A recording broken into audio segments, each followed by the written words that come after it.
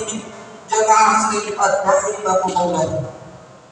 Rasulullah sallallahu alaihi wasallam bersabda yang diriwayatkan oleh Al-Hakim, "Irtanil khamsan qabla khamsin, syababaka qabla haramika, wa sihhataka qabla sakamika, wa ghinaaka qabla faqrika, wa faragaka qabla syukrika, wa hayataka qabla mautika."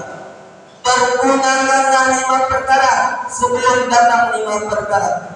Masa mudamu sebelum datang masa tuamu, masa sehatmu sebelum datang masa sakitmu, masa kayamu sebelum datang masa miskinmu, masa luangmu sebelum datang masa sibukmu, dan masa hidupmu sebelum datang masa matimu.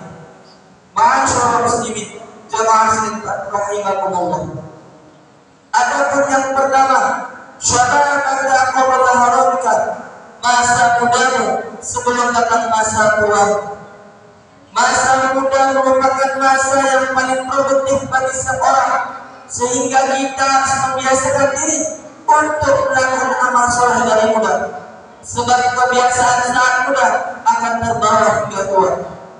Masa muda hendaklah dipergunakan dengan baik untuk mencapai kebaikan, kesuksesan, dan keberhasilan. Karena di masa muda kita punya ambisi, motivasi, keinginan, dan cita-cita yang ingin kita raih. Maka dari itu di masa muda hendaklah diisi dengan berbagai kegiatan-kegiatan yang bermanfaat, sehingga tidak masalah di masa tua nanti. Jika di masa tua sudah malas beribadah, jangan harap di masa tua bisa giat dalam beribadah. Man yazra'u yahsud, barang siapa yang menanam ia akan panen. Tanamlah, carilah ilmu sebanyak-banyaknya di masa muda untuk bekal kita di masa tua. Begitu juga bergiatlah di masa muda agar bahagia di masa tua. Wa man la yataqu illa ba'da al-'ami, tidak ada kenikmatan kecuali setelah kesusahan.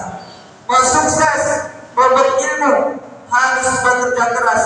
Tidak ada yang bisa di dunia ini, semua penuh perjuangan dan pengorbanan. Maka dari itu, manfaatkanlah masa muda kita dengan sebaik-baiknya untuk beribadah kepada Allah Subhanahu wa Ta'ala sebelum datang masa tua yang akan kita beribadah kepadanya. Ma'asyiral muslimin jamaah Jumat rahimakumullah.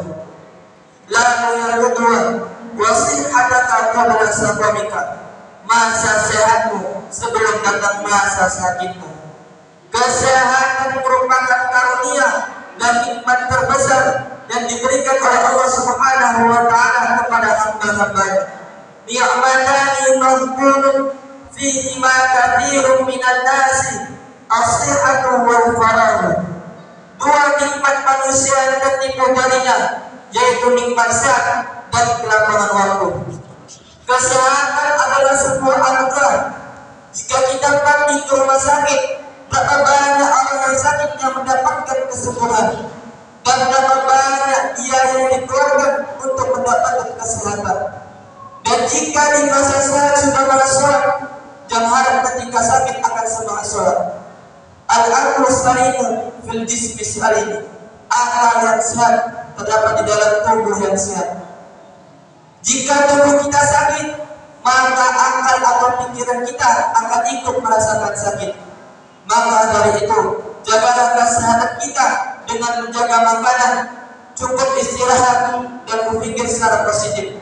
Karena kesehatan adalah salah satu harta yang sangat berharga bagi setiap manusia. Terkadang orang baru menyadarinya betapa pentingnya kesehatan ketika ia jatuh sakit. Kesehatan itu sangat mahal harganya. Oleh sebab itu, jagalah kesehatan kita dengan sebaik-baiknya dan manfaatkanlah kesehatan diri kita untuk beribadah kepada Allah Subhanahu wa Ta'ala. Ma'asyiral muslimin jamaah Jumat rahimakumullah. Lalu yang ketiga, wa ghinaka qabla faqrika, masa kayamu sebelum datang masa miskinmu. Jika Allah memberikan harta yang berlebih kepada kita, ingatlah itu hanyalah amanah dan titipan. Manfaatkanlah harta tersebut untuk menolong orang-orang yang membutuhkan. Karena di dalam harta yang kita miliki terdapat orang lain yang membutuhkan. Kenapa? Jadikanlah harta tersebut sebagai faktor untuk beribadah kepada Allah Subhanahu wa Ta'ala.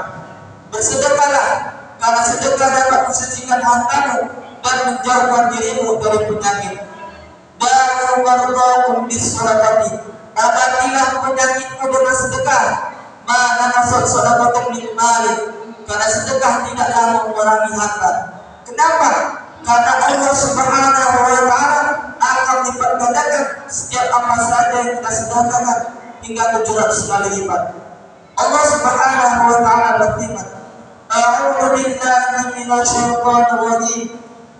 Mathalul ladzina yunfiquna amwalahum fi sabilillahi kamathali habbatin anbatat sab'a sanabila fi kulli sunbulatin mi'atu habbah. Wallahu yudha'ifu liman yasha' wallahu wasi'un 'alim.